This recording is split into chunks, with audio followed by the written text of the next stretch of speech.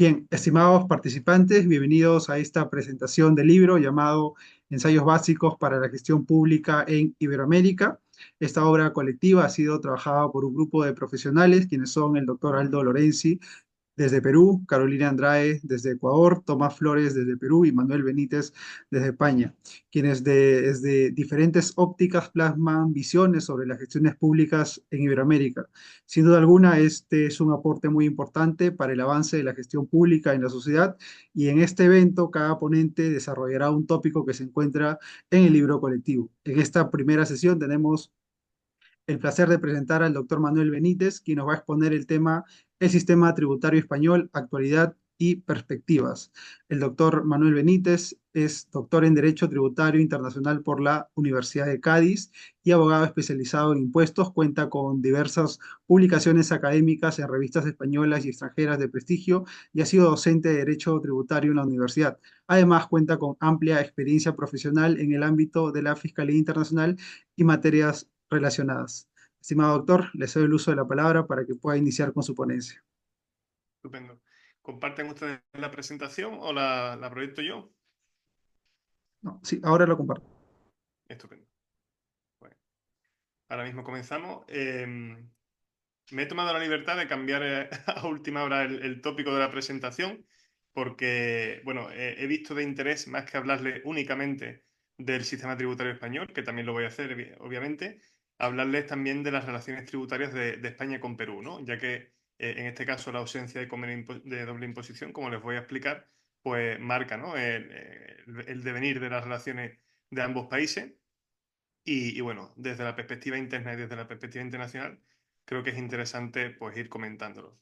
Si le parece bien, vamos pasando, vamos a la siguiente diapositiva y así vemos cuáles son los objetivos de esta ponencia, que básicamente, como apuntaba antes, es dar a conocer a la audiencia general el funcionamiento del sistema tributario español para que ustedes puedan compararlo con el sistema tributario peruano o con los sistemas tributarios sudamericanos, destacar, ¿no?, las relaciones jurídico-tributarias existentes entre España y los países de Latinoamérica, con una evidente vinculación histórica, cultural y de idioma, ¿no?, etcétera, pues eso tiene su reflejo también en lo que son las relaciones jurídico-tributarias, hablar sobre los convenios de doble imposición y también hablar sobre la ausencia de convenios de doble imposición en el caso de Perú, como les decía anteriormente, ¿no? Si pasamos, por favor.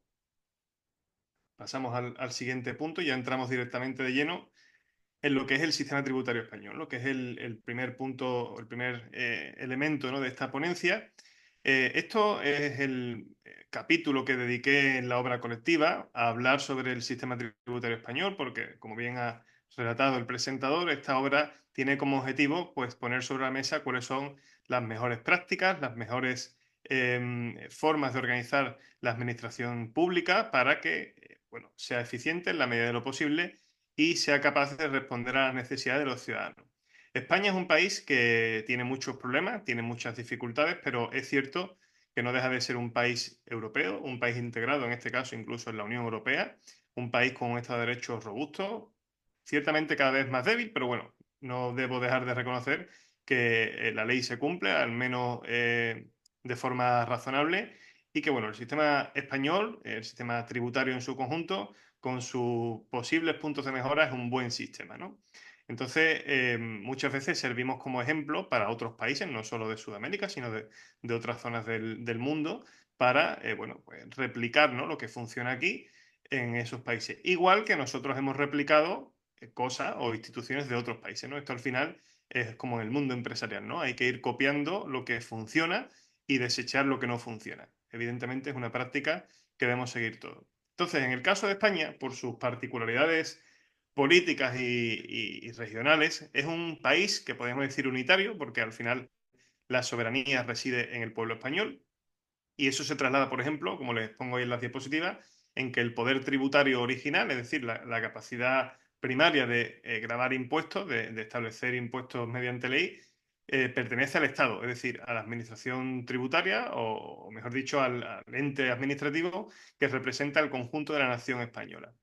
Luego, en un segundo nivel, tendríamos los organismos o los gobiernos regionales, ¿no?, lo que llamamos en España las comunidades autónomas, que, ojo, no debemos confundirlo con lo que sería un Estado federal, ¿vale? Por ejemplo, Estados Unidos es un Estado federal, como saben.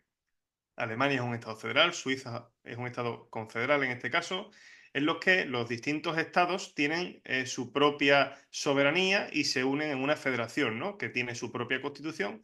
Es el proceso exactamente inverso al español. España, desde la unidad, decide descentralizarse. Por eso son comunidades autónomas y no estados federados.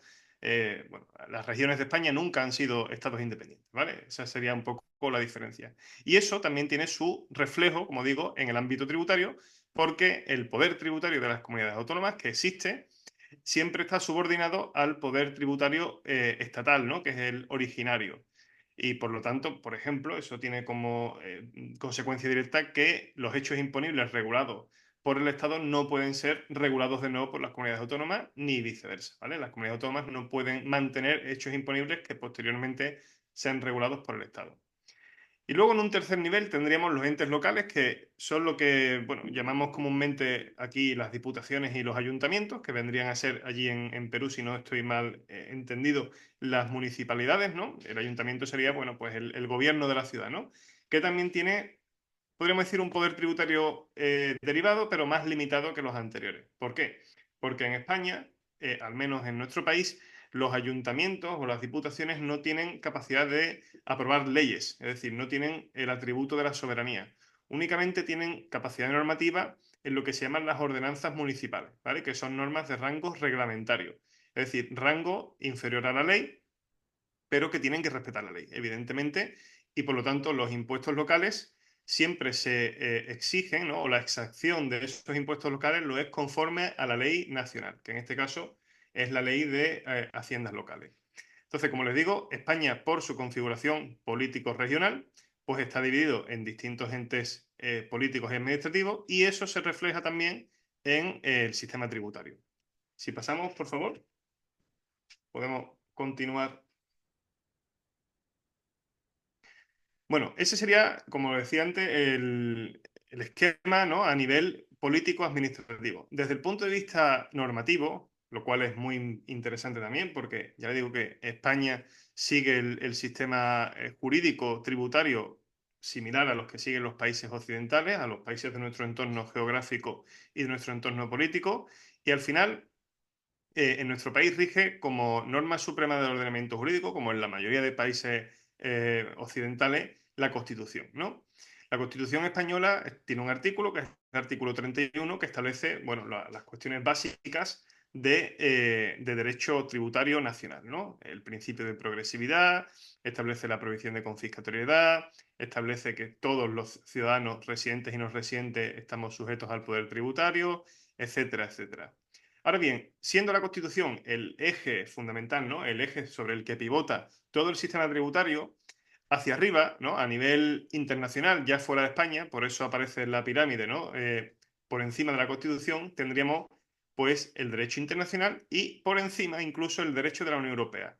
Derecho de la Unión Europea que ustedes por cuestiones geográficas desconocen, como es evidente, porque no están en Europa, básicamente, entonces no les es de aplicación, pero aquí en España o en los países de la Unión Europea es muy importante porque hay un principio que es el principio de primacía que estableció el Tribunal de Justicia de la Unión Europea, en virtud del cual el derecho de la Unión prima sobre el derecho nacional. Es decir, una normativa doméstica, una normativa de cualquier Estado de la Unión Europea, no puede ser contraria al derecho de la Unión.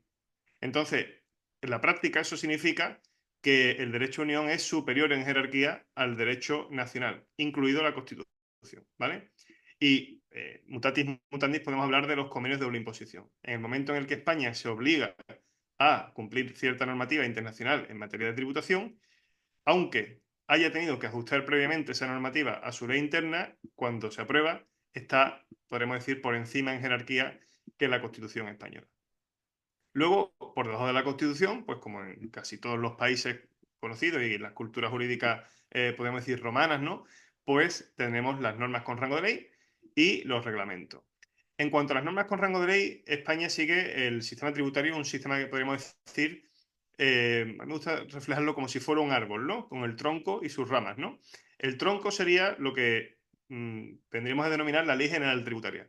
Es una norma exclusivamente que regula todas las cuestiones generales del sistema tributario. De ahí su nombre, Ley General Tributaria, ¿no?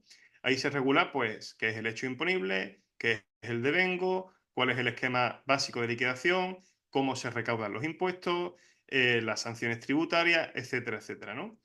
Y luego, pues cada impuesto, cada tributo concreto tiene su propia ley. Tenemos una ley del IRPF, tenemos una ley para el impuesto sobre sociedades, tenemos una ley para los impuestos locales, etcétera, etcétera.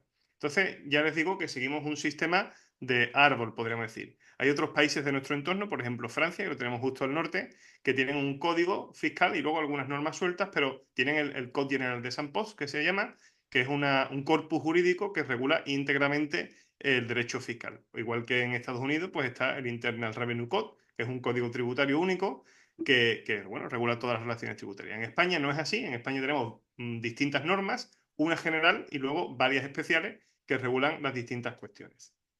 Pasamos, por favor.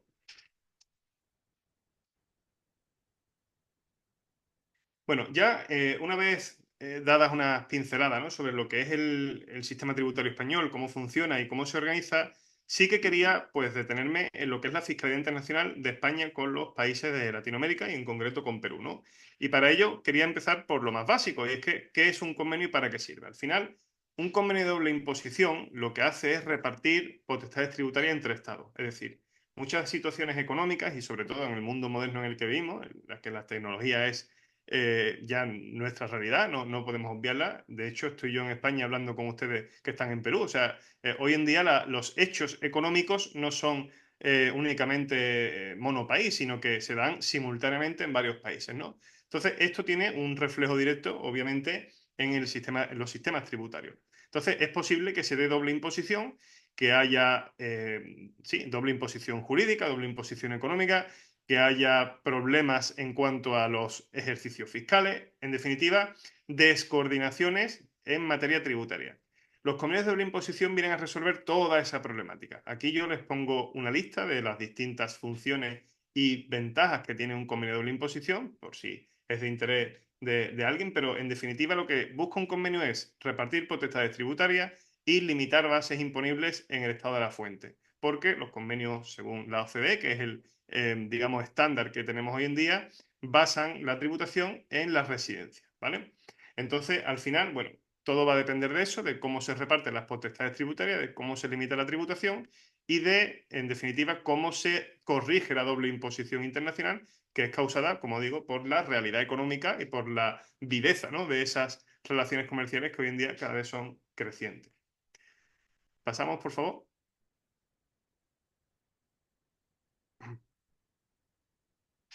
Bueno, España, como país, con los países de Latinoamérica, ha suscrito 17 convenios de doble imposición. Es decir, ha suscrito convenios con casi todos los países de Latinoamérica, con casi todos.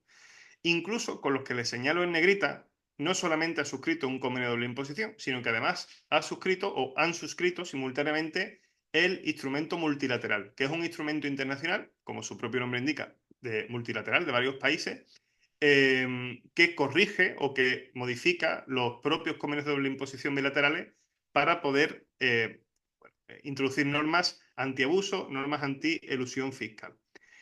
La lista española de convenios de doble imposición creo que supera los 90 países, creo que llega a los 95, si no estoy equivocado, es decir, una lista bastante extensa. Una de las listas, si no estoy equivocado, sería del top 5 del mundo más larga. O sea, una lista bastante importante, al menos en el contexto europeo, es de las más extensas de todas. Y, como digo, en concreto con la región latinoamericana, pues son 17 los convenios que existen. Y, bueno, como decía antes, el motivo no es otro que la cercanía histórica, la cercanía cultural, la cercanía lingüística, que facilita muchísimo las relaciones tributarias entre España y, por ejemplo, Argentina, Chile, Ecuador, El Salvador, porque, bueno, hablar el mismo idioma, tener los mismos conceptos jurídicos y, queramos o no, una cultura heredada común, pues eso es algo muy enriquecedor y facilita mucho el trabajo tributario, ¿no? Entonces, pasamos, por favor. Vemos en esta diapositiva, en el caso de Perú, que solamente tiene 9 convenios en total. O sea, no solo con los países de Latinoamérica, sino en total, toda su red de convenios son 9. convenios de doble imposición. ¿Esto qué quiere decir? Que Perú, todos los convenios que tiene son aproximadamente la mitad de los convenios que España tiene solo con Latinoamérica. Es decir, hay una diferencia abismal en cuanto al tratamiento tributario que tiene España en materia internacional con respecto a Perú. Y lo más curioso de todo, como decía antes, la lista de convenios de doble imposición de España es larguísima con los países de Sudamérica y entre esos países no está Perú. Y en la lista de Perú, evidentemente, pues no está España, ¿no? Tiene que aparecer en los dos sitios.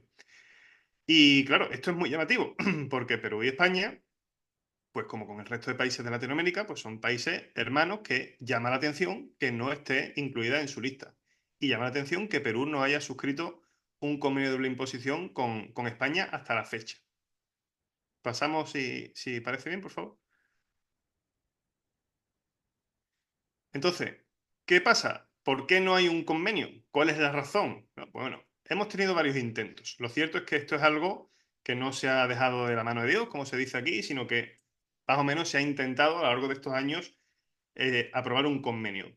El que estuvo más cerca, o el intento que estuvo más cerca de aprobarse fue en 2006, que hubo, bueno, estaba ya prácticamente firmado por ambos gobiernos, pero el convenio de la imposición, como es un tratado internacional y tiene rango de tratado internacional, tenía que pasar en ambos países por el Congreso, ¿no? En el caso de España, por el Parlamento, que es el Congreso y el Senado, y en el caso de Perú, pues por su Asamblea Nacional, ¿no? Entonces, ocurrieron dos cosas a la vez. Ocurrieron dos cosas a la vez. La primera de ellas, y no por ello menos importante, es que hubo una disolución o un adelanto de las elecciones y el Congreso o la Comisión de Exteriores del Congreso pues no llegó a aprobar el texto.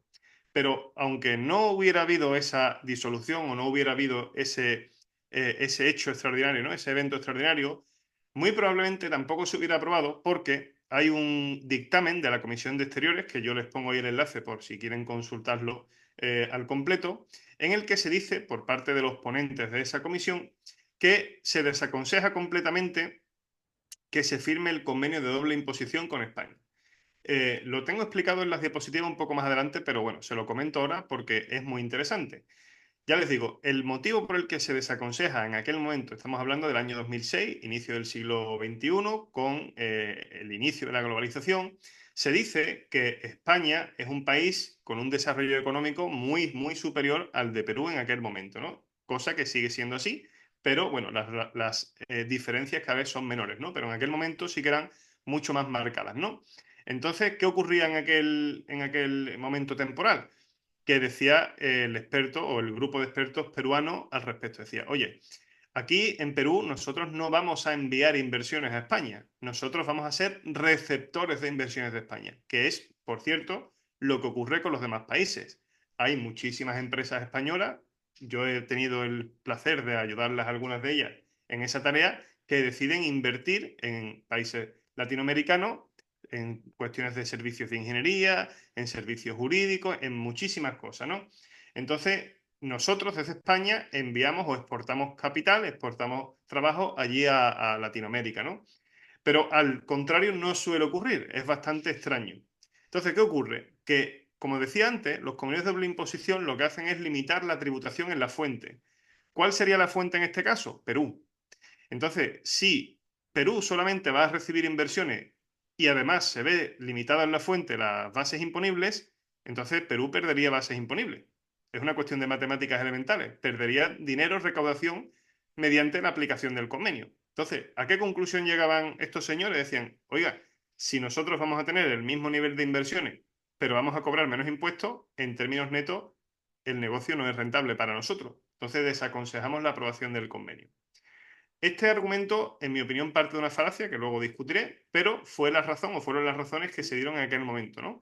Que la pérdida de recaudación tributaria no compensaría en el año 2006 el aumento de inversiones y el aumento de estímulos privados a la economía, ¿no?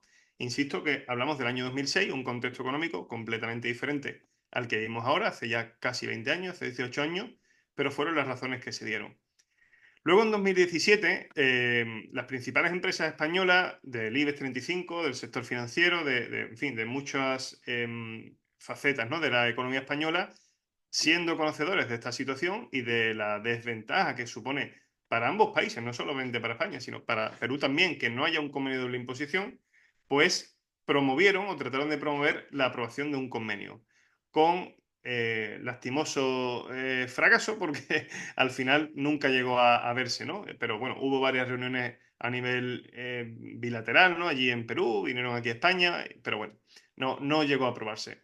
Allí en Perú hay varias voces autorizadas que reclaman esta aprobación. Por ejemplo, aquí le cito al señor Óscar Zapata Alcázar, presidente de la Cámara de Comercio de Perú, de Perú Cámaras, que reclama efectivamente la aprobación de un convenio, pero bueno, hasta la fecha, como les digo, parece que no va a ser a corto plazo, precisamente porque en Perú pues no se está muy por la labor de que este convenio surja. Pasamos, por favor.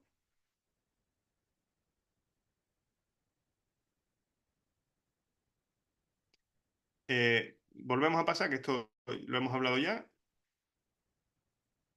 Esto también lo hemos comentado ya. Pasamos. Bueno, aquí simplemente les quería poner una serie de ejemplos, ¿no? De qué consecuencias tiene en la práctica, ¿no? O sea, más allá de disquisiciones filosóficas o disquisiciones teóricas, ¿qué pasa en la práctica por no tener un convenio?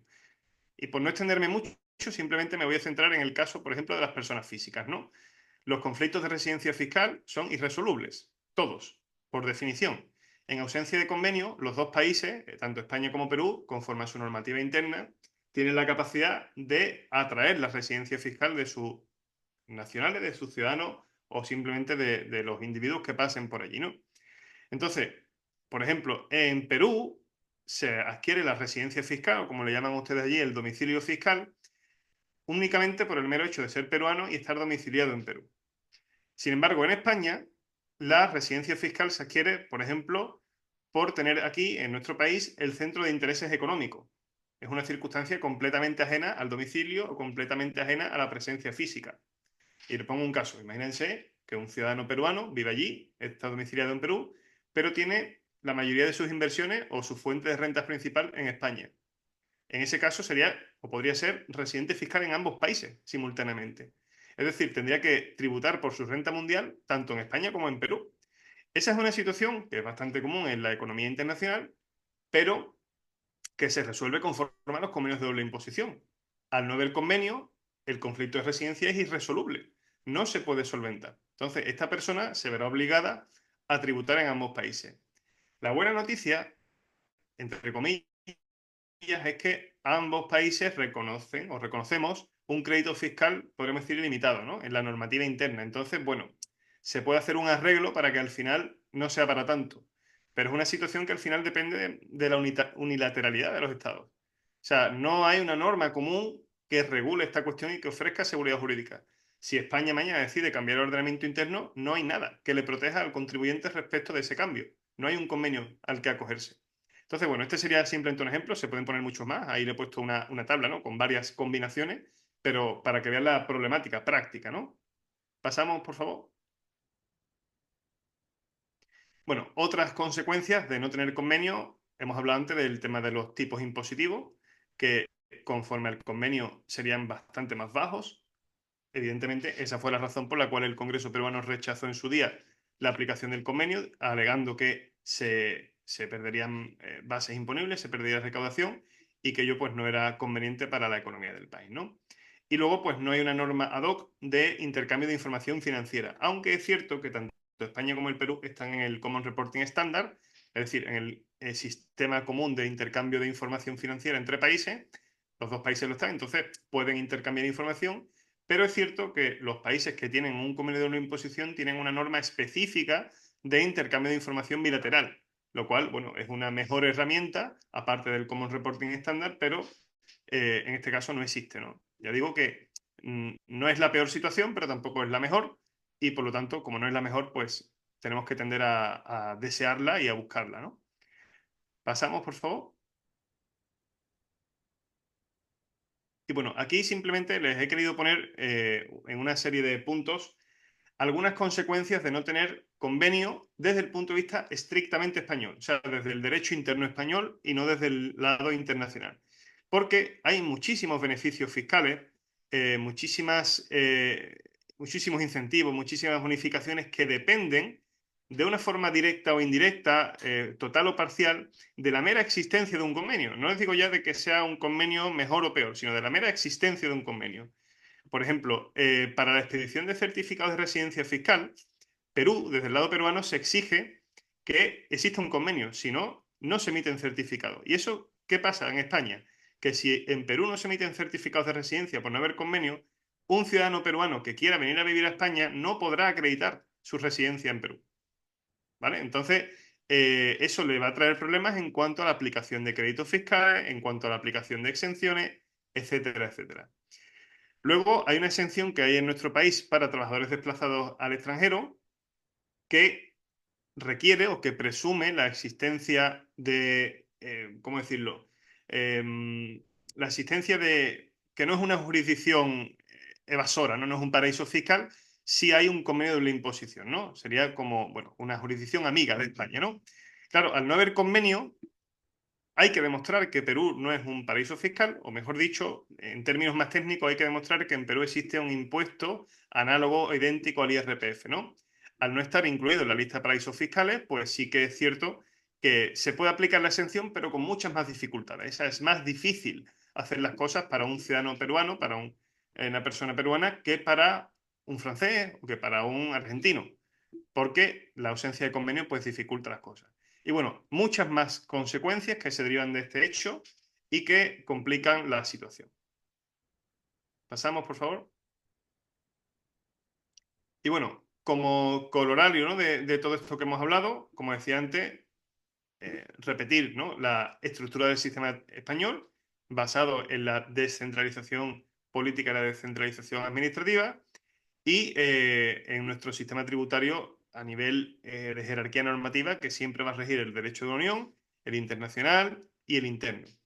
Y luego en materia internacional, pues únicamente repetirles que, como digo, no tenemos convenio y eso es mala noticia para los dos países. Eso es algo que hay que evitar y que si se puede en el futuro y si hay alguien aquí con influencia política para poder hacer el cambio, ojalá lo pueda motivar porque al fin y al cabo los dos países salimos perdiendo con la ausencia de convenio y no los países, sino los ciudadanos de los países que tienen relaciones económicas en ambas jurisdicciones. Es una mala situación para todos ellos. La ausencia de, o mejor dicho, la pérdida de bases imponibles sí que justifica las mayores inversiones, ¿no? Estamos en una economía viva, en una economía competitiva y Perú no vive aislada en el mundo. Perú está rodeada de diversos países que todos tienen convenio con España. Entonces, no tener un convenio con España es una desventaja competitiva. Resta. Quizás tenerlo no sume, pero no tenerlo resta.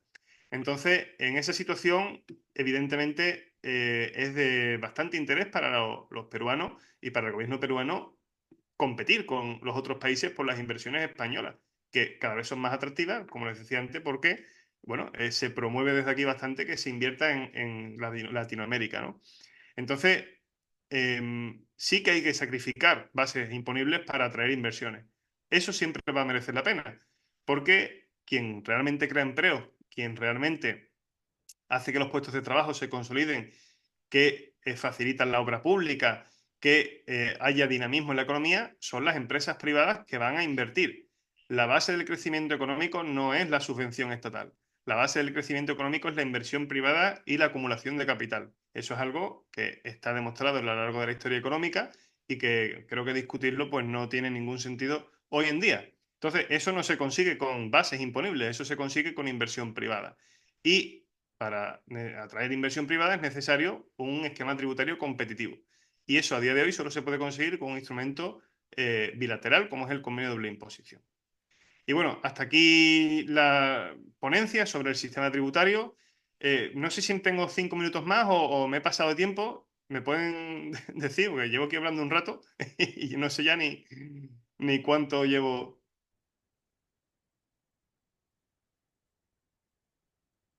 Sí, me dicen cómo voy de tiempo.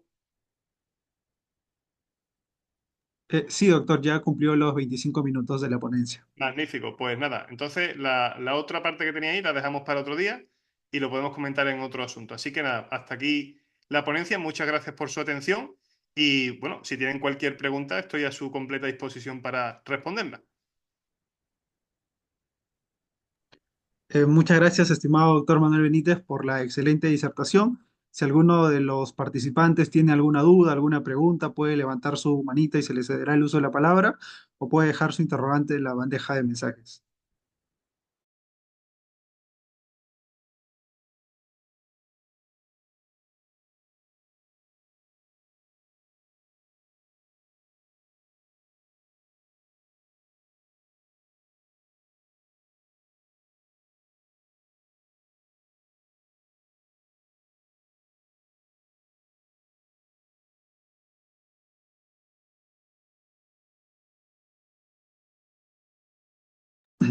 Sí, doctor, no hay ninguna pregunta por parte de los participantes. Con eso damos por finalizada su ponencia. Muchísimas gracias por la excelente disertación que nos ha brindado en esta presentación de la obra colectiva Ensayos Básicos para la Gestión Pública en Iberoamérica. Sin duda alguna ha sido una excelente disertación, bastante valiosa. Y no queda nada más que desearle a nombre de la institución Democracia y Biloyer los mejores parabienes en su ejercicio profesional. Muchas Muchas gracias. gracias, doctor. Espero que sigamos en contacto. Muchas gracias. Gracias, doctor.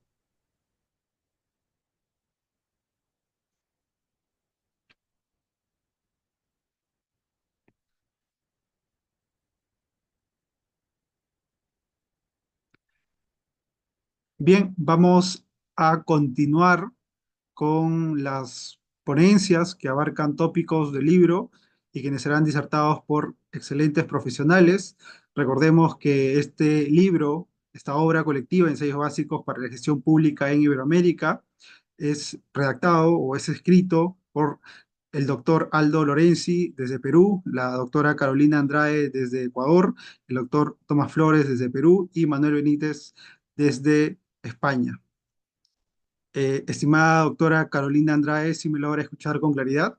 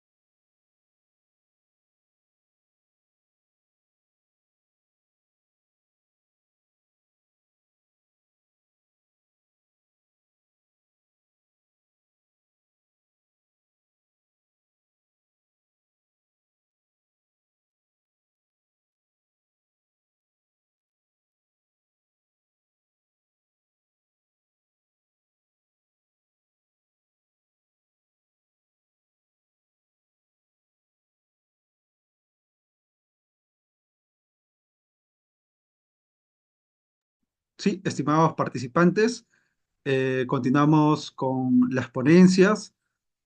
En esta oportunidad me complace en presentar al doctor Aldo Lorenzi Bolaños, quien nos va a exponer el tema de reforma de justicia, una tarea pendiente en el Perú. El doctor Aldo Lorenzi es fundador del Foro Democracia, es escritor y columnista, autor del libro Una coalición por Lima, del trabajo compilatorio Partidos Políticos, radiografía de su rol en las democracias de Iberoamérica y ensayos básicos para la gestión pública en Iberoamérica, ambas realizadas con especialistas de otros países. Sus investigaciones las basa en los partidos políticos, sistemas de representación, democracia y en participación ciudadana. Es expresidente de la Comisión de Derecho Civil de la Sociedad Peruana de Derecho, miembro del Centro de Estudios Jurídicos Tomás Moro, miembro de la Asociación Argentina de Derecho Administrativo. Actualmente colabora con artículos para el diario La Prensa en Argentina, Plan 5 de Ecuador, Diario Expreso, columnista invitado es del diario digital El Progreso Perú,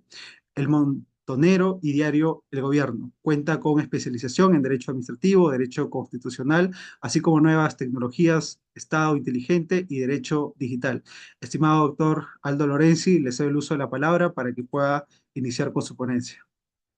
Buenas noches, muchas gracias. ¿Se me ve?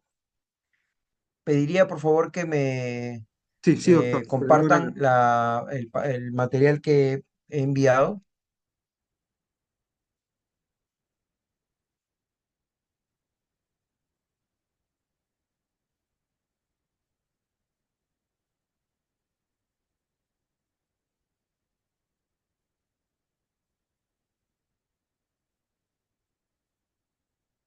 No sé si lo pueden compartir.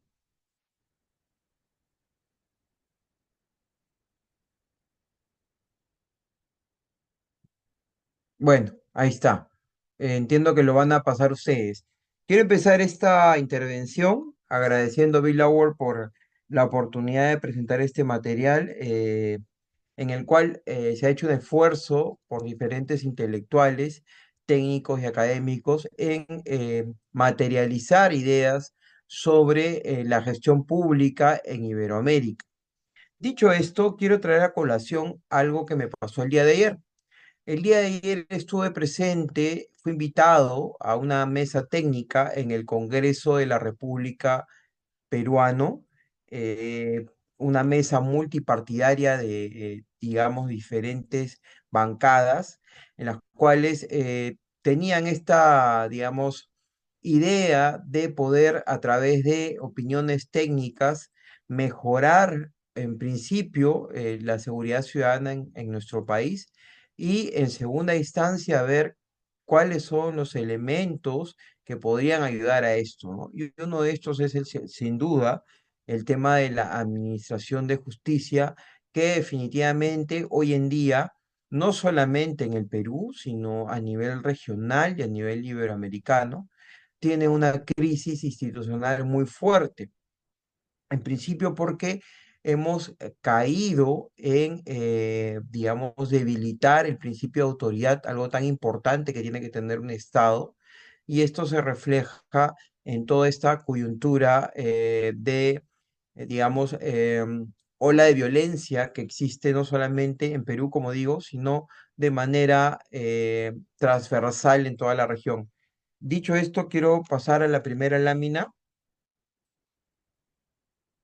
Vamos a introducirnos un poco al tema, ¿no? Y hoy Iberoamérica presenta una serie y conjunto de problemas en la administración de la justicia. Esto no solamente es hoy en día, sino viene de décadas mucho más atrás. El ciudadano de a pie nunca ha sentido confianza en sus instituciones de administración de justicia porque han sido, digamos, procedimientos y la gestión pública del sistema de administración de justicia ha sido demasiado lento y no ha sabido ser asertivo a través de las causas que presentan muchos de los ciudadanos buscando tener justicia. Sin embargo, esto poco a poco ha ido engrosando, digamos, el desánimo de los ciudadanos y ahora no creen en sus sistemas de administración de justicia, porque son ineficientes, porque hay una falta de preparación por parte de los jueces y los magistrados, lentitud de procesos, un gigante procedimiento burocrático preclusivo que puede llegar hasta 10 años, entendiendo de que digamos, nuestras leyes, nuestros marcos normativos sustantivos, eh, señalan que los plazos son mucho más cortos, ¿no? Como dato importante, quiero señalar que el tema de la corrupción es algo que está, digamos, en el núcleo y en el centro de la percepción de todos los ciudadanos en el tema de la administración de justicia.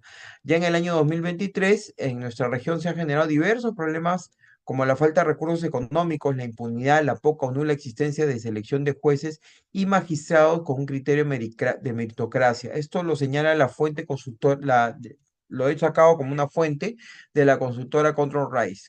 Adelante, por favor. Es esencial fortalecer la calidad de las instituciones democráticas para reducir los niveles de desconfianza y la desilusión de las instituciones públicas encargadas de proteger y garantizar la justicia. Dicho esto, también tenemos que agregar un elemento que ha contribuido a este desgaste de confianza entre la ciudadanía y la institución de la Administración de Justicia, la pandemia que se desarrolló entre los años 2019 y 2020, ¿no? Esto ha generado mayor crisis de institucionalidad en el sistema de justicia y, como lo digo, no solamente en el Perú, sino también en Iberoamérica.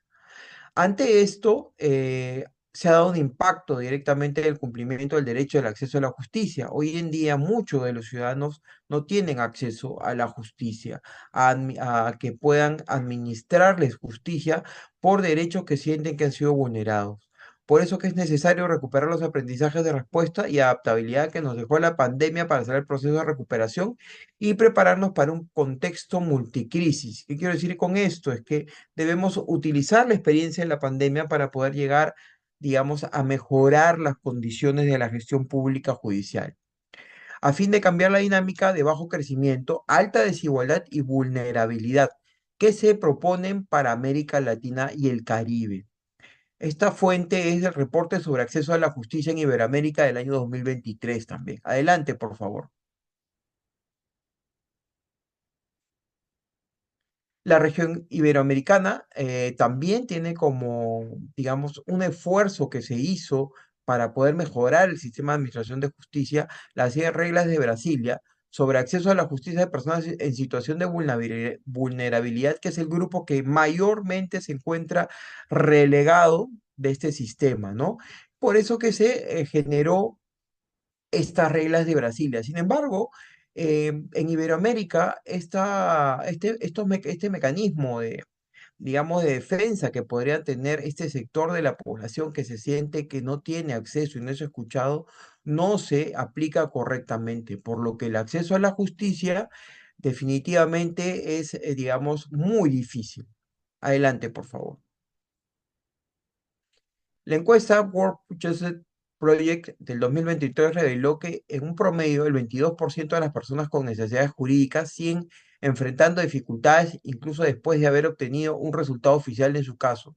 Esto quiere decir, para no seguir leyendo la lámina, de que muchos, si bien muchos llegan a concluir en la etapa procesal, estamos hablando de la etapa procesal de la Administración de Justicia, cuando uno va a reclamar una causa, muchos de los ciudadanos que están buscando justicia no llegan, a pesar de que tienen fallos a favor, a pesar de que un juez da una resolución, digamos, a favor de estos ciudadanos, no llegan a concluir y la justicia y el derecho no se llega a concretar, a consolidar.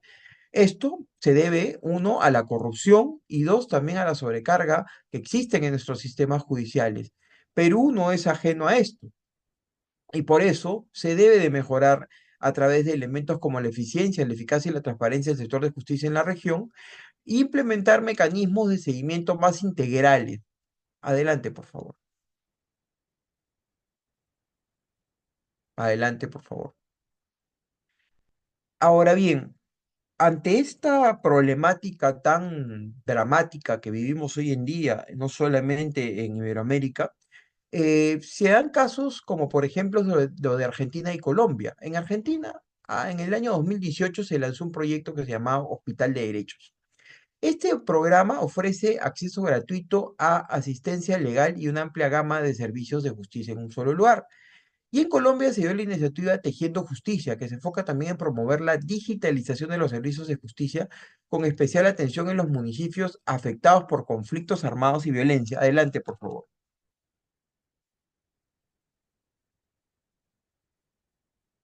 ¿Ese, ¿No había una antes? No, ya, adelante. Para aplicar, ¿puedes retroceder, por favor? Gracias. No, en el otro. Ahí, muy bien.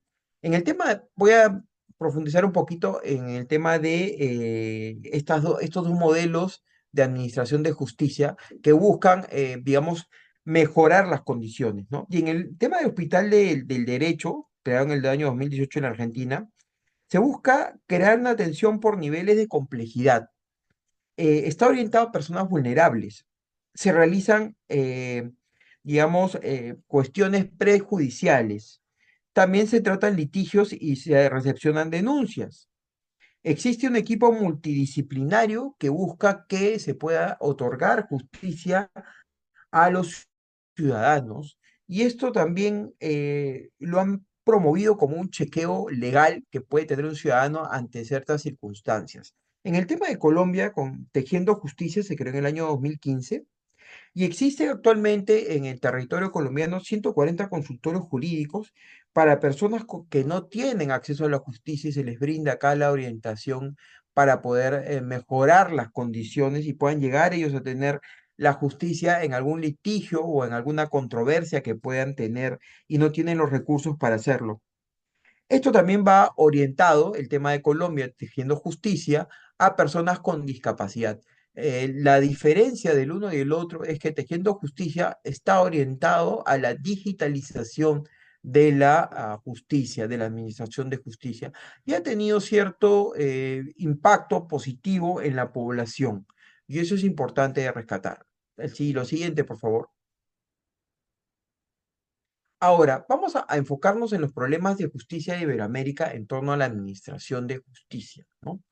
Lo primero que tenemos que entender es que los ciudadanos iberoamericanos pasamos por distintos tipos de circunstancias cuando nos enfrentamos a una corte o cuando acudimos a nuestros sistemas a pedir de justicia, a pedir que escuchen alguna demanda que tenemos contra un tercero, contra otra persona, ¿no? Pero nos encontramos con una lentitud por parte de los operadores de justicia en resolver causas. En Perú tenemos cierta, digamos, los plazos que indican nuestros códigos no se cumplen nunca. Entonces, el ciudadano termina decepcionado y tiene que buscar la forma de arreglar su problema de otra manera. Existe una extrema burocratización también. Tenemos, como mencioné hace un momento, etapas preclusivas muy amplias, muy largas. Si bien en el ámbito procesal del Perú se ha creado en el ámbito civil el tema de los procesos sumarísimos, ¿no? Los procesos que son más céleres o el abreviado, esto no ha, digamos, tenido un impacto positivo porque igual no se cumplen con los plazos y los plazos son muy largos. Ante esto, el legislador creyó conveniente de repente para minimizar la carga digamos, la carga excesiva de las demandas, generar la conciliación extrajudicial en el ámbito privado y el arbitraje. Sin embargo, esto tampoco no ha traído resultado por el poco conocimiento que tienen muchos ciudadanos de estas dos mecanismos de solución de conflictos, además de una excesiva carga procesal. El siguiente, por favor. El siguiente, por favor. Problemas que enfrenta Iberoamérica. Seguimos con los problemas, ¿no? Los delitos transnacionales que las Cortes de Justicia no han sabido manejar, la falta de confianza de los ciudadanos en las instituciones de administración de justicia, el difícil acceso a la justicia por parte de los ciudadanos, violación de derechos humanos, sistemas de justicia fragmentados totalmente, porque tenemos hoy en día instituciones como la Fiscalía de la Nación, que no solamente la peruana, sino también de otras partes de Iberoamérica, que no pueden, digamos, trabajar de manera conjunta y articulada. Esto hace que los delitos, obviamente, no sean bien tipificados por, digamos, X motivo, y los criminales salgan digamos, a no puedan ser realmente acusados, bien, y salgan en libertad, ¿no? Y también existe algo muy importante, que es la escasa preparación de los magistrados y de los jueces. Adelante, por favor. Acercándonos a la realidad actual, toda esta problemática la podemos traducir en cuatro elementos o cuatro problemas, digamos, transversales. Uno es el populismo judicial, el otro es el sistema judicial anacrónico e ideologizado, lo otro es la crisis de la administración de justicia y la corrupción.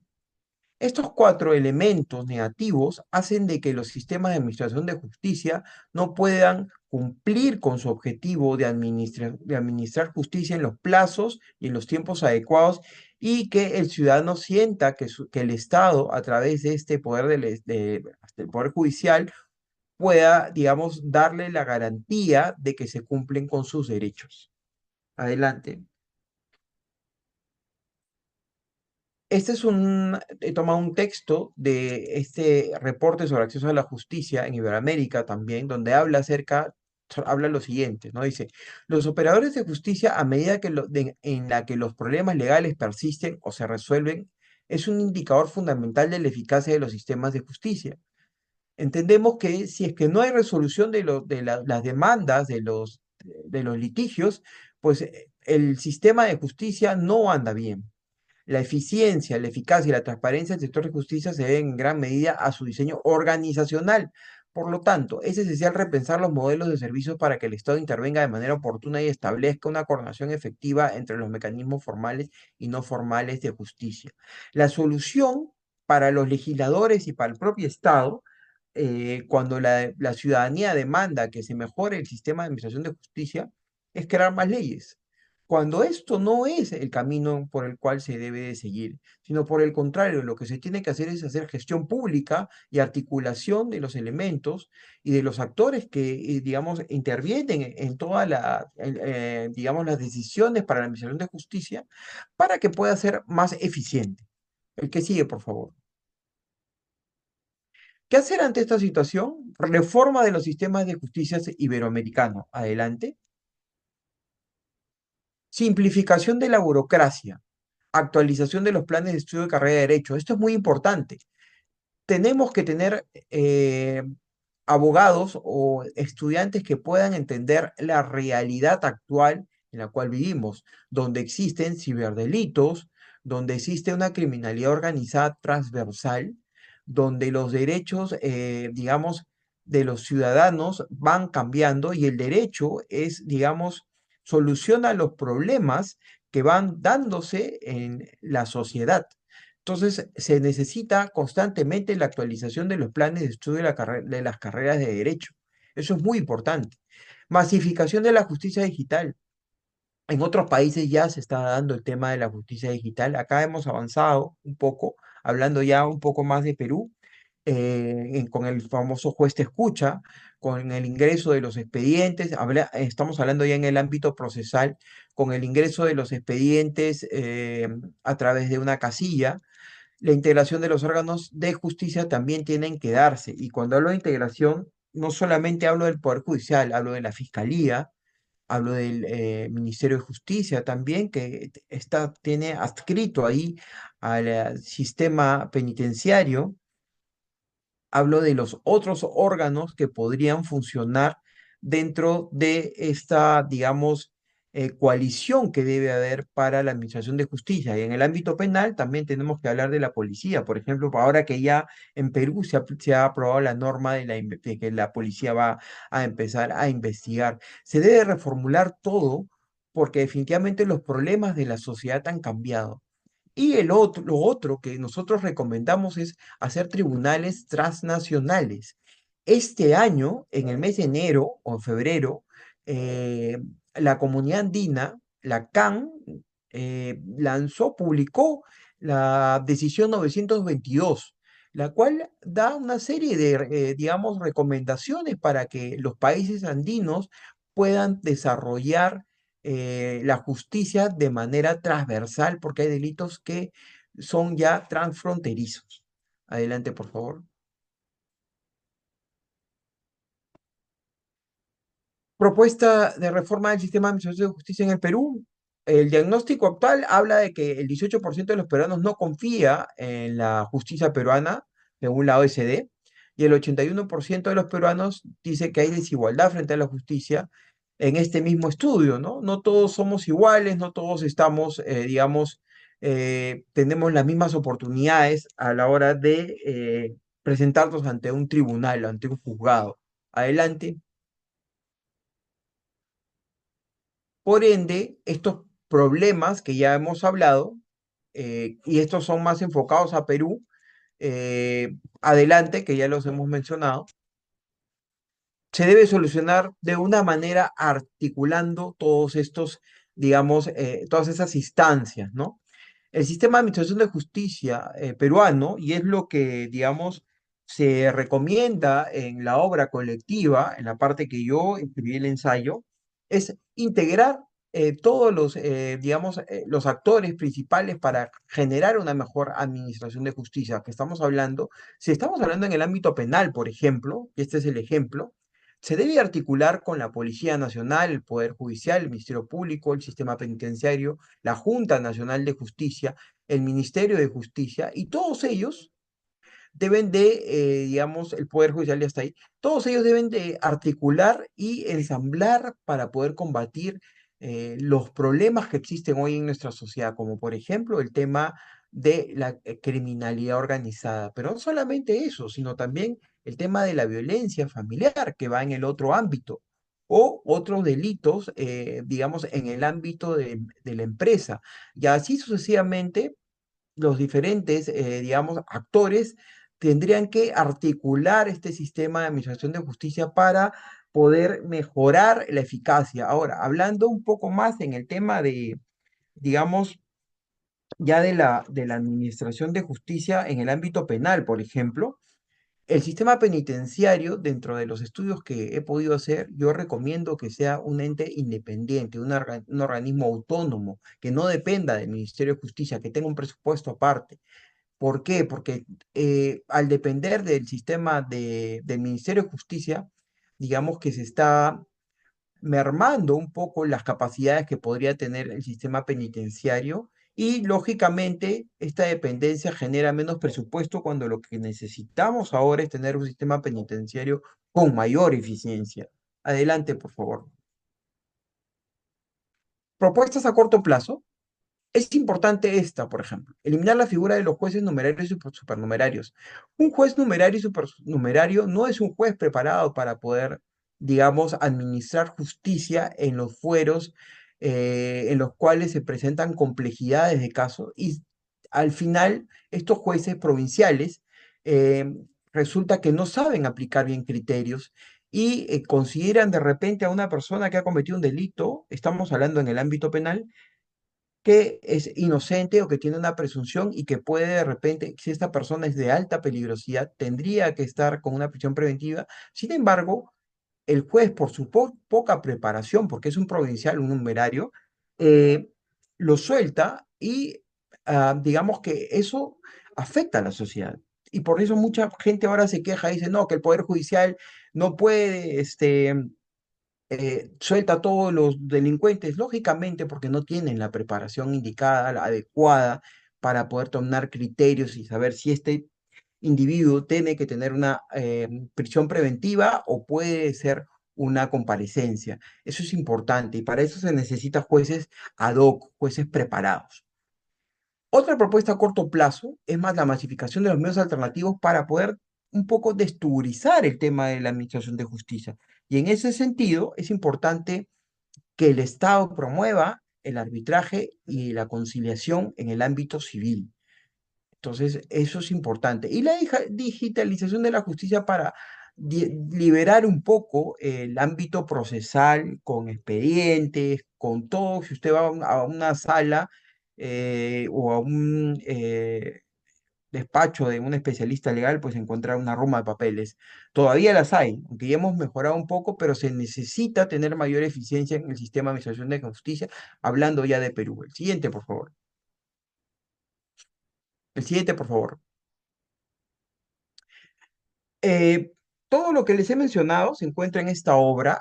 es un trabajo que hemos hecho con varios especialistas de distintos países y lo que busca es darle al gestor público ideas y propuestas para que se puedan mejorar las condiciones de la gestión pública. Los gestores públicos son servidores que tienen que, digamos, preocuparse por darle la mejor calidad de atención al ciudadano en todos los ámbitos. Hemos tocado algunos, digamos, ámbitos, uno de ellos que he tocado yo, que es la administración de justicia, y es importante que esto, digamos, mejore la calidad digamos, los procedimientos administrativos judiciales. Debemos tener un enfoque más allá de, digamos, ver que tenemos que administrar justicia, tenemos que eso, mezclarlo o articularlo con la administración de la gestión pública de la justicia. ¿Qué quiere decir esto? Que no necesariamente tiene que ser, digamos, la parte procesal. Tenemos que ver todo el bosque, no solamente el árbol. Por eso que es importante que los, digamos, especialistas, en este caso, los administradores de justicia, pues tengan una mejor gestión pública judicial. Adelante, por favor. Y ya para ir terminando, las ideas de este artículo, que pueden revisarlo, está colgado y lo vamos a dar a Bilauer para que pueda compartirlo con su comunidad jurídica, es que la justicia lenta no es justicia, y eso lo hemos escuchado muchas veces. Existe actualmente, no solamente en el Perú, sino en América Latina y en Iberoamérica, una politización, ideologización y mediatización de la justicia en la región.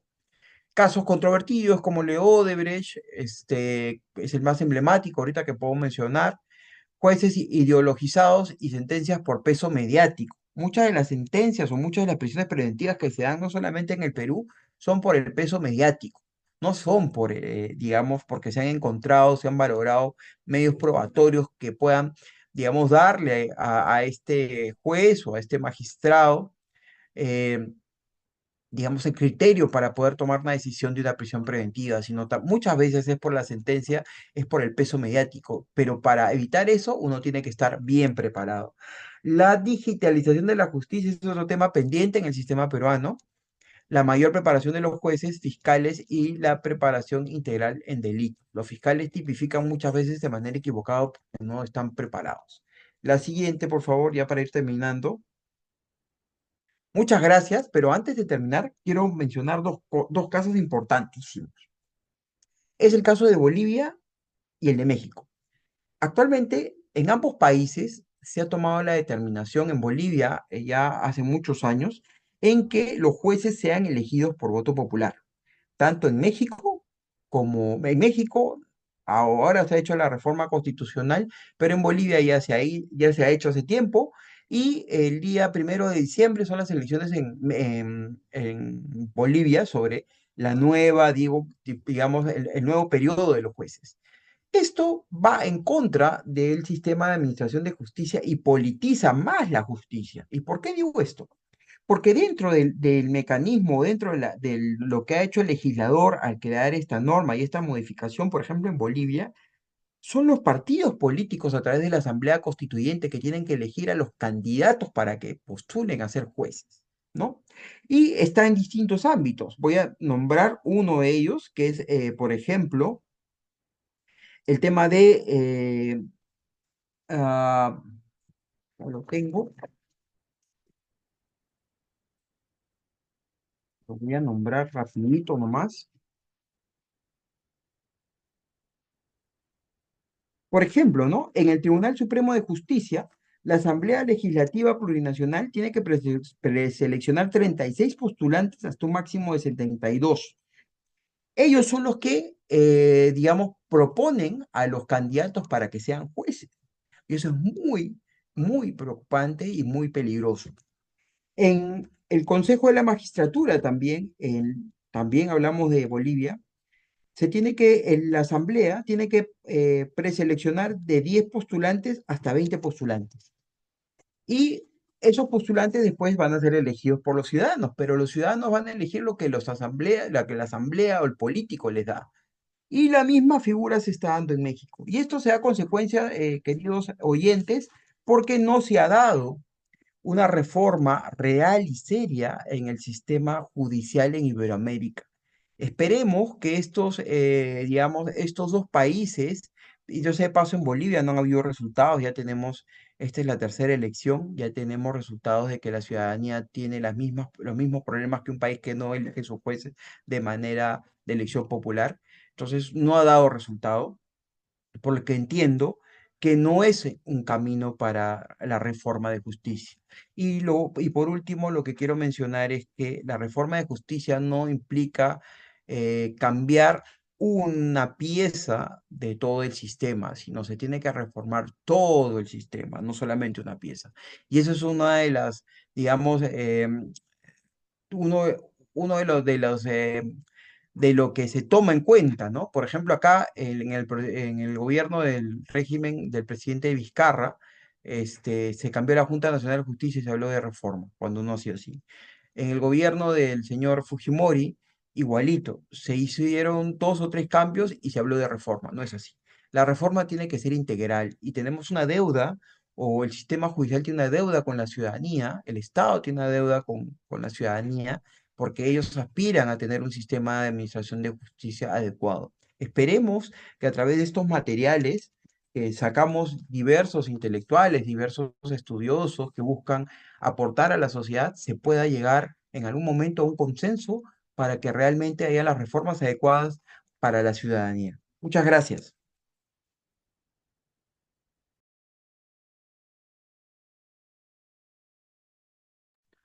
Muchas gracias, estimado doctor Aldo Lorenzi, por compartir su visión sobre este tema tan interesante en esta presentación de la obra colectiva Ensayos Básicos para la Gestión Pública en Iberoamérica.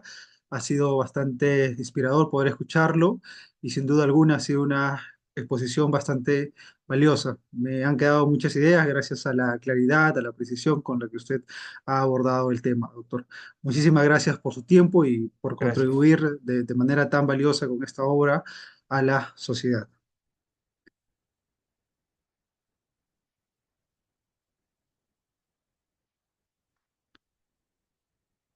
Bien, estimados participantes, vamos a continuar con la presentación de la obra colectiva Ensayos Básicos para la Gestión Pública en Iberoamérica. En esta exposición tenemos la presencia de uno de los coautores de este ensayo básico para la gestión pública en Iberoamérica, el doctor Tomás Antonio Flores Farfán, quien nos va a exponer el tema de los gobiernos locales y su realidad actual. El doctor Tomás Antonio Flores Farfán es especialista en Derecho Municipal, abogado de la Universidad Nacional Mayor de San Marcos, con muchos años en diversos cargos administrativos en distintas municipalidades, actualmente a cargo de la Secretaría Técnica de la Comisión Metropolitana de Asuntos Legales de la Municipalidad Metropolitana de Lima. Estimado doctor Tomás Antonio Flores, le cedo el uso de la palabra para que pueda iniciar con su ponencia.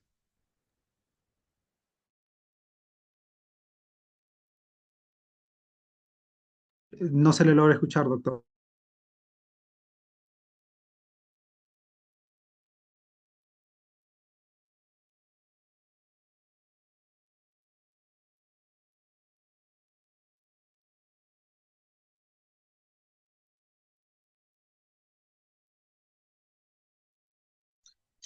¿Se me escucha ahora? Sí, sí, Sí, doctor, pero existe un eco. ¿Ahora? Ahora sí se le escucha con mucha claridad. Ok. Muchas gracias. Muchas gracias. En principio, agradecer al Instituto Biloyer por hacernos partícipes.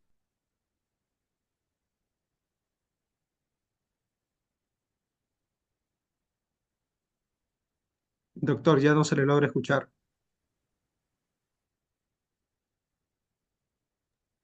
¿Ahora? Ahora sí, doctor. Perdón, disculpe.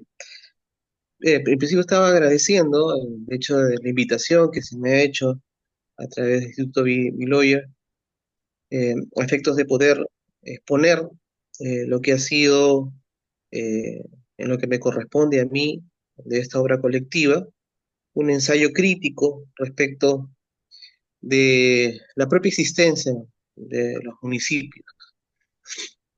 El libro, obviamente, ustedes ya saben, ya se ha estado nombrando y bueno, creo que es conocimiento de los que participan y se está haciendo público, es Ensayos Básicos para la Gestión Pública en América. Se entiende que lo que estamos tratando de presentar de alguna manera es transversal a toda Latinoamérica en su gestión pública. Eh, y bueno, esperemos que sea importante tomar nota quizás de ciertas realidades, sobre todo la nuestra, que vivimos el día a día, ya que como ciudadanos o como funcionarios o como eh, participantes de la actividad pública nos encontramos diariamente con ciertas situaciones que nos dan cuenta del estado en que se encuentran nuestras instituciones.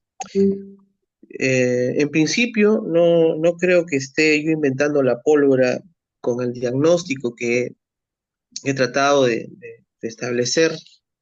De principio, el título ya es muy sugestivo, ¿no? La crisis de los municipios y su refundación.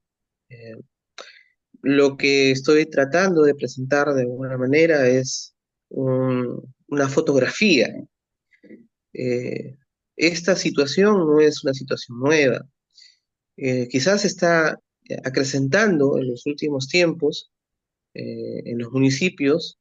eh, la situación de la seguridad ciudadana está avasallando ciertas posibilidades de esas instituciones, eh, y eso es el día a día, ¿no? Es una situación en la que muestran las instituciones, tanto gubernamentales como gobiernos locales, en una disparidad prácticamente en la lucha contra la violencia, contra la criminalidad. Prácticamente, vamos a decir, esta situación nos está agarrando desarmados y sin posibilidades hasta este momento de poder lograr resolver eh, estos altos índices de criminalidad que están abordando nuestro país y que han abordado, como por ejemplo Ecuador, que tiene un alto índice de criminalidad, ya los gobiernos locales e instituciones públicas de ese país. Ha pasado en Colombia, ha pasado en Chile, que ha sido noticia pública desde el año pasado, pasa en México. Prácticamente toda Latinoamérica está inmersa en una creciente ola de criminalidad. Y ante esta situación se desvelan, ¿no? Se develan o se desnudan ciertas falencias de esta institución que es el municipio. La siguiente diapositiva, por favor. Lo que trato de esbozar como premisas previas a una conclusión, es la ineficacia de los gobiernos locales. ¿Dónde nace? ¿Cuáles son las principales situaciones que uno puede, o por lo menos puede determinar que son las que se dan en el día a día en esas instituciones y que han marcado de alguna manera su ineficacia? Eh, yo les hablo desde mi experiencia de muchos años en diversos municipios, tanto distritales y principalmente en la Municipalidad Metropolitana de Lima, donde me ha tocado trabajar en distintas áreas administrativas, principalmente en el Consejo Metropolitano. El Consejo Metropolitano es un órgano de la Municipalidad Metropolitana de Lima, que es la que emite las normas municipales, ordenanzas y acuerdos. Y en mi trabajo en la Comisión Metropolitana de Asuntos Legales, pues he visto el discurrir de muchos gobiernos municipales. Voy a decir, no soy tan viejo, pero he comenzado mi experiencia, inclusive, me permito hacerles esta pequeña reseña personal, histórica. Comencé trabajando en la época del gobierno del alcalde Andrade, eh, muy joven, estudiando aún derecho. eh, Comencé trabajando en el Consejo Metropolitano y en esa época todavía se aplicaba la anterior ley orgánica, 23853, y había un manejo de gobierno diferente. eh, una política, inclusive se discutía en esa época el tema de la autonomía municipal, cosa que después con la actual ley orgánica, la 27972, ya es un tema fundamental, la autonomía municipal. Eh, Estas cosas han ido variando, pero más con el devenir de las acciones políticas de quienes llegaron a gobernar los municipios. O sea, yo creo que la política ha sido un factor fundamental, tanto para la crisis como para quizás algún probable éxito en algún periodo gubernamental. Pero sí ha sido muy importante en el devenir la aplicación de ciertas políticas desde el aspecto ideológico en el desarrollo y en el manejo de los municipios. Lo puedo yo decir desde mi propia experiencia. He visto pasar desde políticas eh, que han estado respaldadas ideológicamente hacia la izquierda y otras hacia la derecha, o simplemente alguna que se habla de política de centro. Pero bueno, estamos hablando del aspecto político que ha sido de alguna manera importante como, digamos, gen de ciertas eh, propuestas que se han presentado de manejo municipal. Y, esto ha tenido obviamente su colofón en situaciones que han marcado crisis, tanto de gobierno, institucional, económica, de corrupción. Vamos a, muy clara, es en la época de la alcaldesa Susana Villarán. Eh, Corrupción, obviamente, en todos los gobiernos ha habido denuncias, ¿no? De actos de corrupción, tanto en la época del doctor Castañeda, Andrade, inclusive antes, desde la época de Orrego, Barrantes, o sea, todas las administraciones municipales han tenido de alguna manera algún signo o algo que les haya sido materia de denuncia, porque pues, he conocido de expedientes desde la época inclusive de la señora Belmont, que funcionarios continuaban procesos judiciales desde la época de este alcalde hasta más o menos entrada el segundo o tercer gobierno de Castañeda. Estamos hablando de casi 20, 30 años en un proceso judicial por corrupción.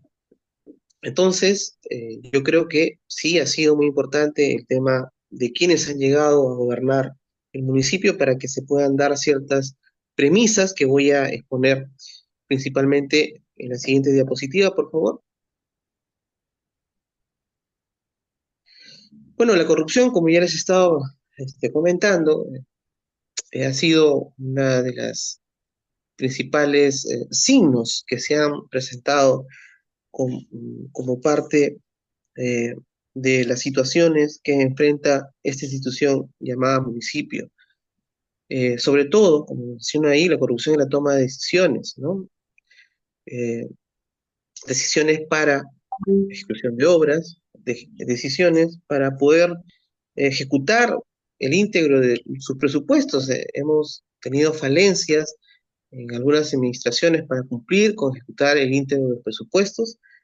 Eh, por ejemplo, una de las situaciones que también constantemente se da en municipios, y yo lo tomo desde la parte de la experiencia de la municipalidad, pero sé que se replica en el 99% de los municipios del Perú, es el pago de planillas, ¿no? Las deudas laborales que son inmensamente superiores inclusive a los presupuestos de los municipios. Yo solamente les voy a dar un ejemplo. La Municipalidad de Lima, antes de la entrada de esta última gestión, que entiendo que ahora está en azul, pero que aún mantiene deudas laborales, sus deudas laborales son de aproximadamente 7.000 millones de soles, que es 7 veces el presupuesto de la Municipalidad de Lima, que es un poco más de 1.200 o 1.300 millones de soles. Bueno, por lo menos al año 2023 o 2024. No sabemos si el presupuesto se incrementará para el siguiente año, pero ahí yo les doy cuenta de las situaciones de mal manejo que se han ido generando desde las administraciones anteriores y que han determinado que municipios prácticamente estén en rojo, constantemente en rojo. porque obviamente tienen que, ante sentencias judiciales, pagar inmensos, inmensas deudas laborales que se comen todo el presupuesto. No obstante que hay una norma que establece que hasta un porcentaje determinado de la ley de presupuesto se pueden pagar, pero esas deudas se mantienen y son constantes. Y obviamente estamos aquí en la balanza del tema también social, porque estamos hablando de gente que tiene procesos judiciales que tienen 20, 30 años y que no ven hasta ahora que un municipio o una administración municipal les pueda completar los pagos que les corresponde debido a esta sentencia. Eh, Esa es una situación que se ha ido generando, que cada administración, por ejemplo, ha ido pateando y dejando esta bomba de tiempo a la siguiente administración y así sucesivamente. En muchos casos, el ejemplo, ¿no? El despido masivo ha generado procesos judiciales y esas reincorporaciones vienen también con indemnizaciones, y, bueno, y esto incrementa aún más la deuda. Y eso se da prácticamente cada vez que ingresa un nuevo gobierno municipal o un nuevo alcalde en la administración. Un momentito, se me está yendo la batería. Ok. Con esto también voy al tema del uso de los recursos, ¿no? Yo estoy partiendo del tema de las deudas. Hay un destino innecesario de recursos. Si ustedes han escuchado últimamente al alcalde actual de la Municipalidad Metropolitana de Lima, y es verdad, es cierto, es innegable, se puede ver a través de transparencia, que las gestiones anteriores han dedicado mucho de su presupuesto a pagos para consultorías, elevadísimas consultorías para ciertas decisiones que tienen que ver con eh, políticas que adoptaba la administración municipal. Eh, Soslayando de alguna manera a los funcionarios de carrera o la gente que quizás con experiencia podía resolver o proyectar un cierto destino a los recursos o a los servicios públicos que brinda la Municipalidad de Lima, prescindiendo obviamente de consultorías, pero bueno, esa ha sido una de las cosas que ha generado, por ejemplo, también salida innecesaria de recursos, y eso pasa no solamente en la Municipalidad de Lima, sino creo que en gran parte de los municipios del Perú, el uso de recursos en ese aspecto, cosa que esta administración, puedo dar fe, ya se ha acordado el tema de pagos para ese tipo de consultorías, para ejecución de servicios públicos, me refiero, ¿no? Para que alguien desde fuera determine si este servicio público está bien encaminado, si los procesos y procedimientos que la Municipalidad de Lima están elaborando para que ese servicio bien municipal pueda ejecutarse de manera adecuada. Entonces, se, se llamaba a especialistas para efectos de que puedan elaborar informes que sustenten estos servicios o los procedimientos que se estaban presentando como propuestas y después obviamente aprobadas por el Consejo. Y estas cosas obviamente demandaban ingentes recursos, más allá de los recursos que la propia administración le da a sus funcionarios y a sus trabajadores. Eh, Luego está el hecho de las obras públicas, ¿no? La obra pública siempre ha sido una de las materias o bases o, digamos, incentivos para la corrupción. De eso, bueno, se sabe tanto en gobiernos regionales como en gobiernos locales, ha sido siempre una de las causas y razones de denuncias penales y civiles contra autoridades, contra regidores por las decisiones que se toman al adoptar la ejecución de alguna determinada obra, favoreciendo determinados eh, consorcios o terceros o personas privadas que en algún momento se sabe que fueron parte del proceso electoral porque dieron dinero. O sea, el destino de los dineros no encaminado para solucionar una demanda social o una demanda de la comunidad, sino el destino del dinero simplemente para favorecer a una empresa determinada con una obra determinada y así pagar un favor político. Entonces, eso ha sido una de las causas, entiendo yo, también del estado en que se encuentran nuestros gobiernos locales. No quiero hablar obviamente de que todos sean totalmente ineficientes, pero bueno, sí, pues a la vista, y yo creo que muchos informes año a año determinan que los municipios una de las cosas que aún se mantiene como carga es el tema de la corrupción. El segundo punto que yo he puesto junto con el tema de la corrupción es la formación de cúpulas ineficientes. Estas cúpulas ineficientes yo las identifico como gestores internos dentro de la administración municipal. Estos gestores internos dentro de la administración municipal son los funcionarios. Son los funcionarios que son de alguna manera contratados eh, y que sirven eh, directamente a, eh, digamos, la decisión del alcalde o esto es una pirámide, ¿ya?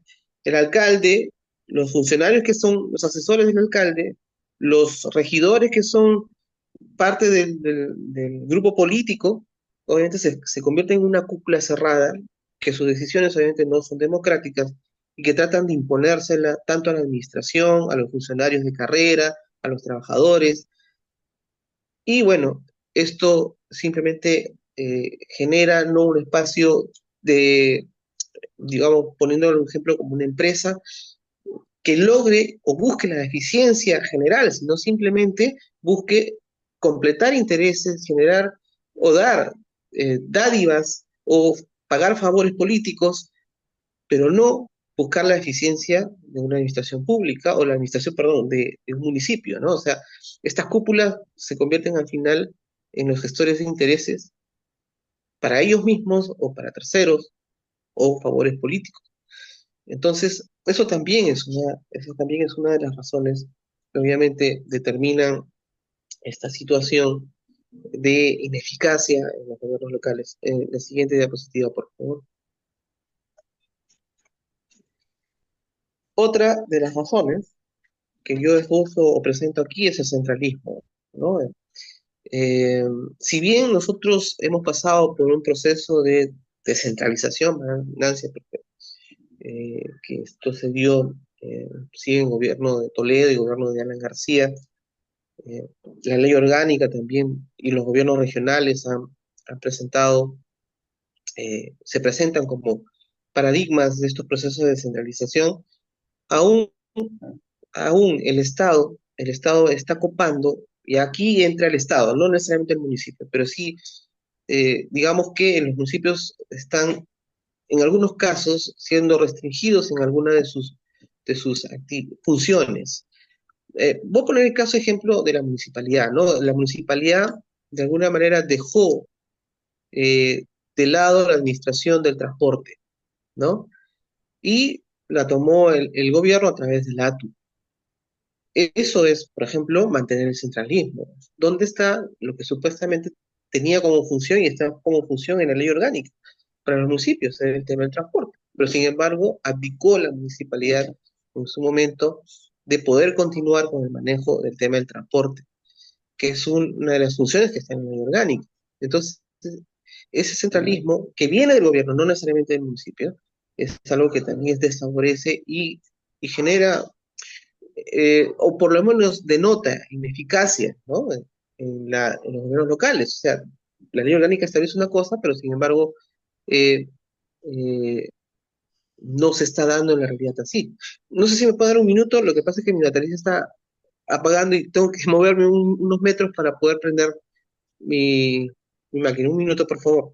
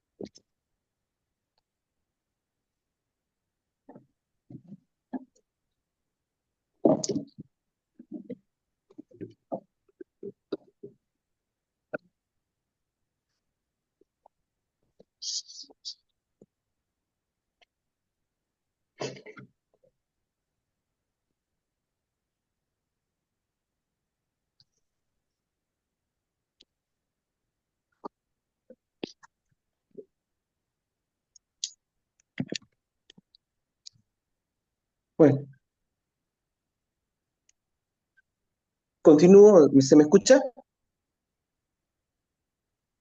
Sí, doctor, se le escucha. Sí, Ya, sí. disculpen ustedes, tuve un problema con mi laptop y se estaba acabando la batería y no me había percatado de eso. Bueno, les estaba mencionando el tema del centralismo y que ya, bueno, ya les he mencionado que más tiene que ver con el quitar ciertas competencias por parte del Estado hacia los gobiernos locales. Hay modificaciones que se han hecho también a través, eh, ¿se ve? Sí. Se han hecho a través de leyes y normas que han ido acortando ciertas funciones que estaban delimitadas en la ley orgánica de municipalidades vigente. Eh, Otra de las razones y premisas que yo estoy colocando como razón es el autoritarismo. Eh, para todos no es, obviamente, es conocido y reconocible, sobre todo reconocible, que ciertas autoridades, tanto gobiernos locales como gobiernos regionales, eh, caen en este tema del autoritarismo, pero el autoritarismo no en el sentido que uno se puede imaginar de conculcar derechos, sino simplemente en el autoritarismo respecto de las decisiones que adopta contra el ciudadano. Eh, a veces no basado necesariamente en un compromiso con la comunidad, sino basados en ciertas cuestiones ideológicas o también basados en intereses personales, partidarios, siempre están intrínsecamente mezclados, sobre todo en nuestra política en el Perú. Este autoritarismo eh, se puede revelar a través de ciertas normas que emiten los municipios que van a veces en contra de la propia ciudadanía, que van en contra del desarrollo de la libre empresa, que van en contra de que una determinada zona de un determinado municipio, de la jurisdicción del municipio, no tenga los mismos derechos que otra, porque quizás no tiene el apoyo político que esta autoridad requiere. A ese nivel de autoritarismo es el que me refiero. Y esto a veces hace que se logre o se dé un divorcio entre la autoridad y el pueblo. Esto se ve también muy cotidianamente, o se ha visto, se logra ver hasta el momento, en muchas autoridades, tanto gobiernos regionales como, eh, como gobiernos locales. La otra premisa, que también es esbozado de alguna manera en este ensayo, es la improvisación y la demagogia, ¿no? Como una de las razones por las que yo puedo concluir que los gobiernos locales o regionales de nuestro país, por lo menos, denotan en eficacia. La improvisación. ¿Qué es improvisar? Obviamente es hacer algo cuando uno técnicamente no está facultado de hacer. Eh, Llegan alcaldes, concejales, que a la vez vienen con sus funcionarios, que no tienen las capacidades técnicas, las capacidades profesionales adecuadas como para gestionar un gobierno local. Y eso obviamente va a ser decisivo tanto en en las actuaciones del alcalde o de su consejo y va a redundar en políticas que no van a tener ningún resultado positivo en la comunidad, en la sociedad. La ineficiencia, la eficacia se va a ver, se denota prácticamente en qué tipo de funcionarios trabajan para los gobiernos locales. Un funcionario que, por poner un ejemplo, un funcionario que no sabe generar, por ejemplo, un buen presupuesto, estamos hablando de un gerente de finanzas, que no lleva los procesos, los procedimientos adecuados para, para finiquitar el tema del presupuesto, o cuando no se identifican cuáles son los bienes y servicios que son necesarios e importantes para cubrir las necesidades de la población, sí, Si no tienen esa capacidad, pues obviamente lo que se va a denotar es ineficacia desde un principio. Lo que mencioné al iniciar esta ponencia es el hecho de que muchos presupuestos no se llegan a ejecutar al 100%, inclusive por debajo del 50%. Y esa ineficacia se ha revelado año a año. Porcentualmente, los municipios siguen generando este tipo de informes negativos que se dan ante el Ministerio de Economía y Finanzas respecto de la ejecución presupuestal.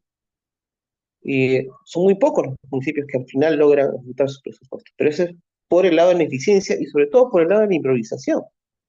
Improvisación que está delimitada, sobre todo, por qué tipo de funcionarios son los que están manejando la administración municipal.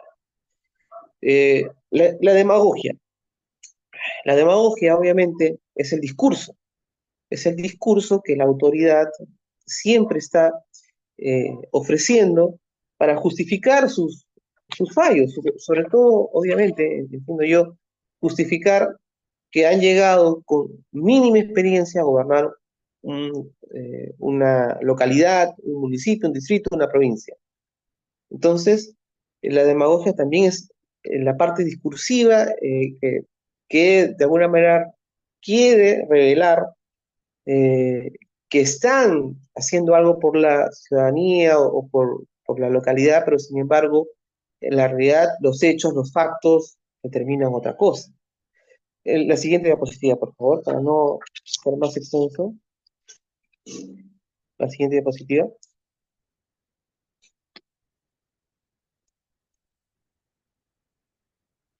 La siguiente. Esta premisa, la resistencia a planificar el desarrollo e identificar las prioridades, es algo que está relacionado intrínsecamente con los procesos, ¿no? Son los procesos, sobre todo, ineficientes para obtener, y entregar y brindar bienes y servicios municipales de calidad.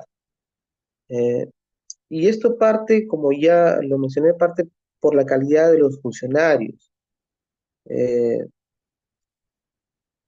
desarrollo económico de una localidad es muy importante, basado obviamente en el principio de tener funcionarios que limiten su acción de manera adecuada.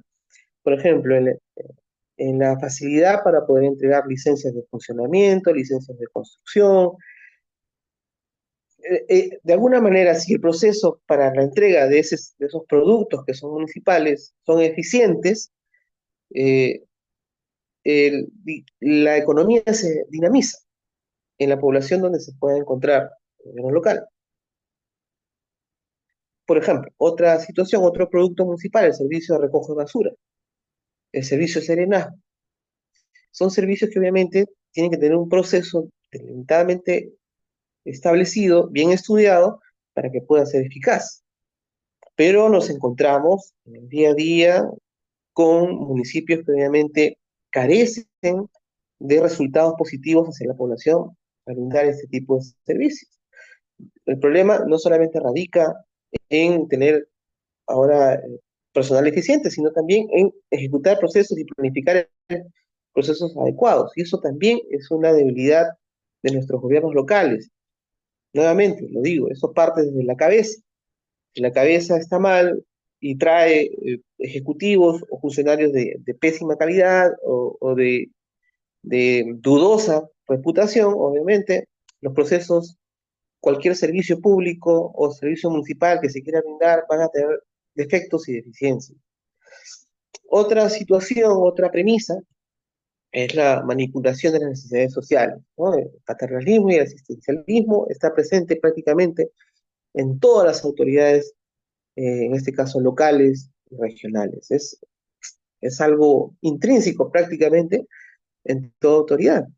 Obviamente estamos hablando de un político que ha llegado a tener este cargo y que tiene una carga de ofrecimiento y de ofrecimiento de muchas obras y, en fin, la cosa es que finalmente este paternalismo y esencialismo solamente lo que busca es reeditar, quizás en poder ahora, porque se busca la reelección, eso nada más, o sea, entregar dádivas para poder recibir un cierto apoyo político.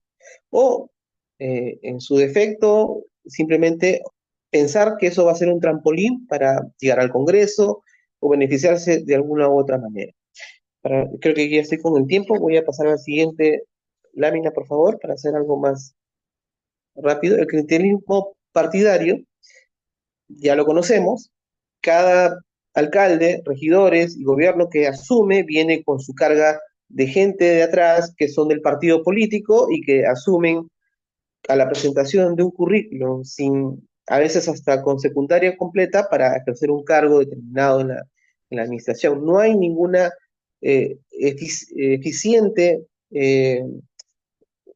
colación de profesionales técnicos adecuados. No, si son del partido, ingresan al determinado cargo y si tienen más años, un cargo más elevado, pero sin ninguna experiencia previa.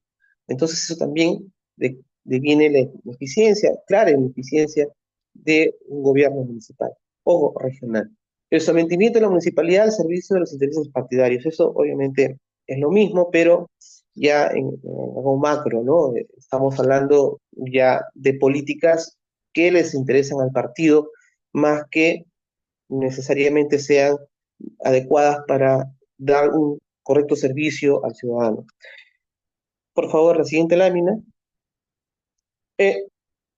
Todas estas premisas, como ya he mencionado, tienen una conclusión: refundar los municipios. Para mí, desde mi proyecto esbozado en este ensayo, es radical.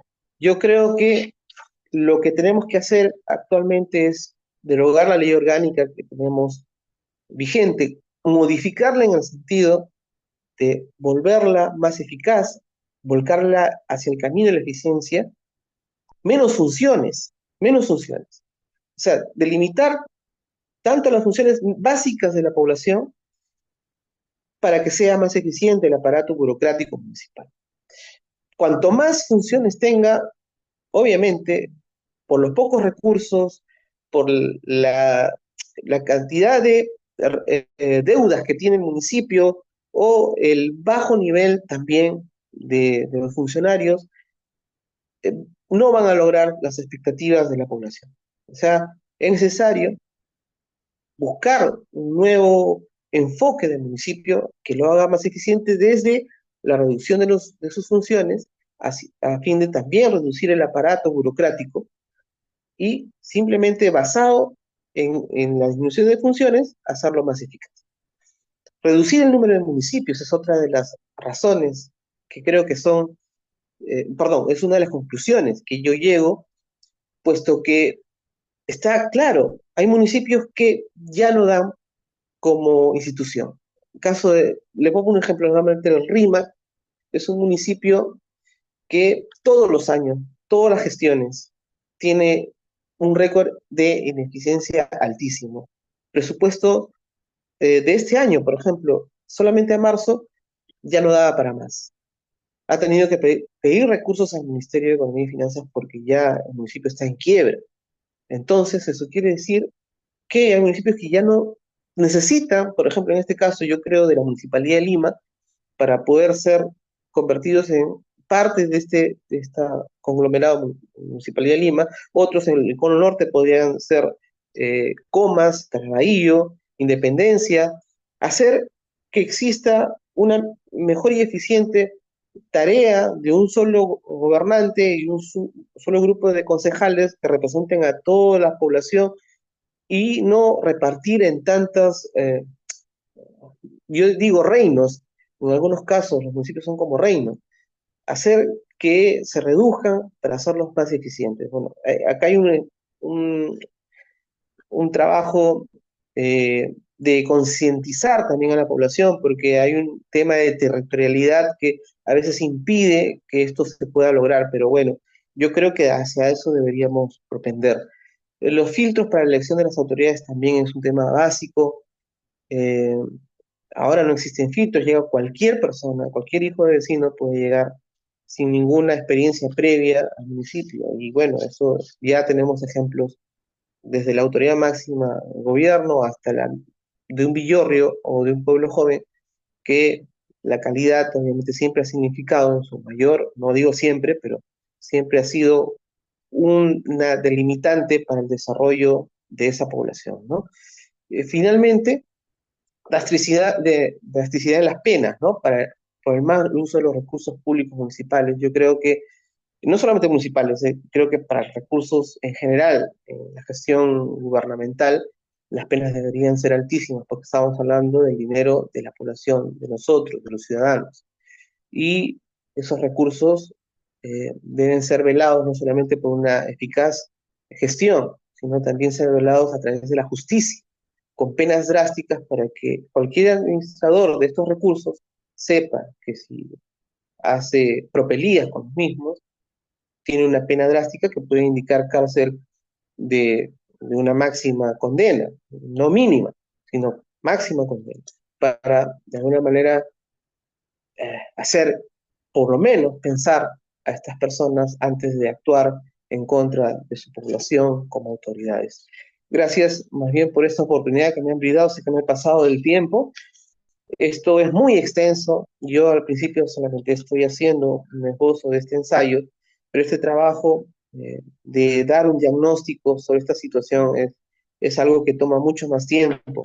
Y bueno, he querido de alguna manera presentar mi experiencia desde el trabajo de la Municipalidad de Lima y algunos aspectos importantes que recalco en este ensayo que serían importantes siempre tener en consideración y mi propuesta de refundar el municipio a través de estas primeros esbozos de propuestas de modificación tanto de normativa como de gestión municipal. Muchas gracias a todos los presentes y quedo de ustedes. Doctor Tomás Flores, muchas gracias por compartirnos su conocimiento, su experiencia, su crítica en este ensayo o en esta ponencia sobre el libro, pues, Ensayos Básicos para la Gestión Pública en Iberoamérica. Ha sido una excelente disertación.